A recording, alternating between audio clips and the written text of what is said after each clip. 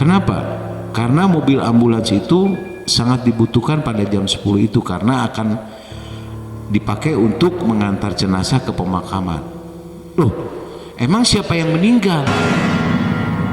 Yang meninggal adalah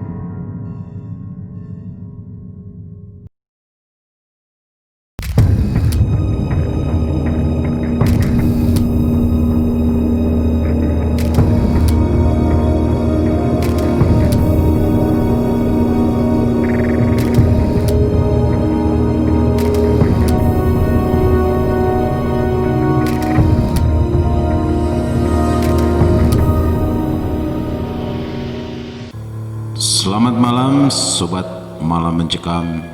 Jumpa lagi bersama saya di sini, Yudi, yang akan menceritakan sebuah kisah yang saya dapat dari sahabat saya. Malam Mencekam adalah channel yang akan menceritakan sebuah kisah nyata, pengalaman pribadi yang bersifat mistis atau horor.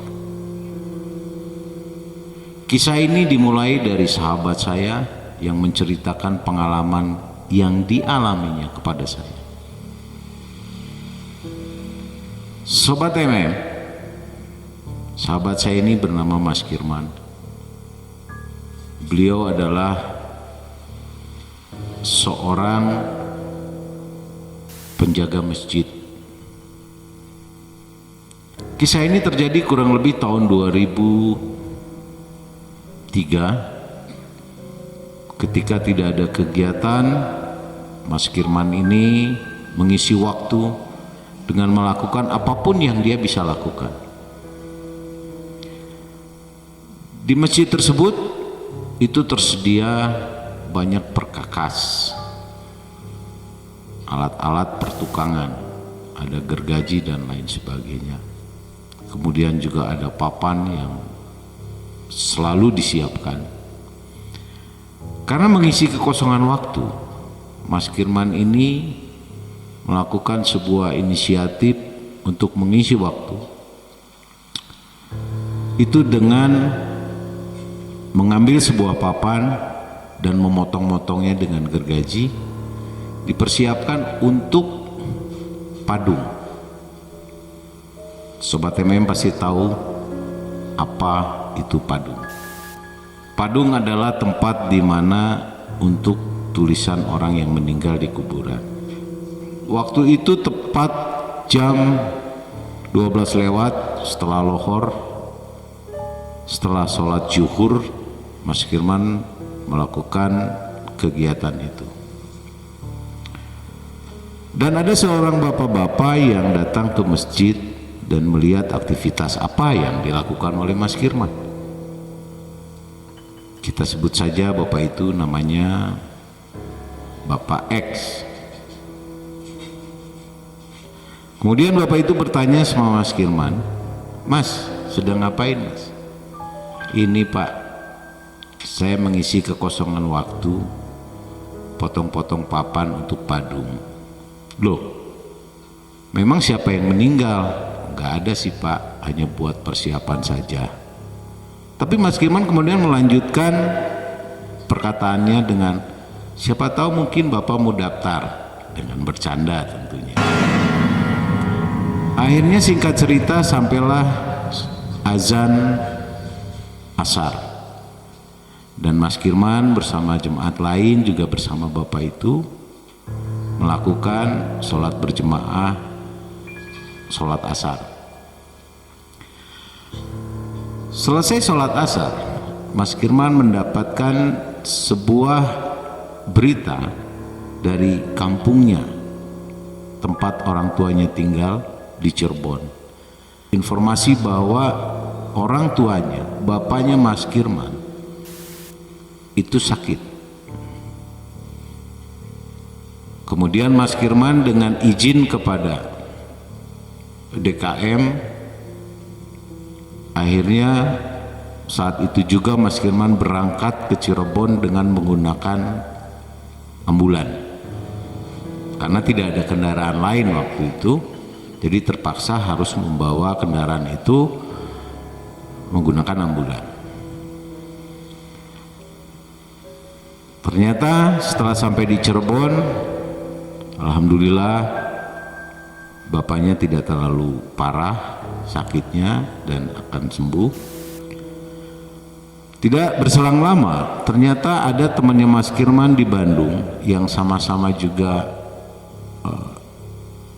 menjaga masjid, menelepon Mas Kirman dan mengatakan seperti ini, Mas Kirman, Mas sedang di mana? Mas Kirman menjawab, dia bilang bahwa saya sedang di Cirebon karena ada bapak sakit. Kemudian ditanya lagi oleh temannya yang ada di Bandung, dia bertanya, Mas kalau mobil ambulans ada di mana?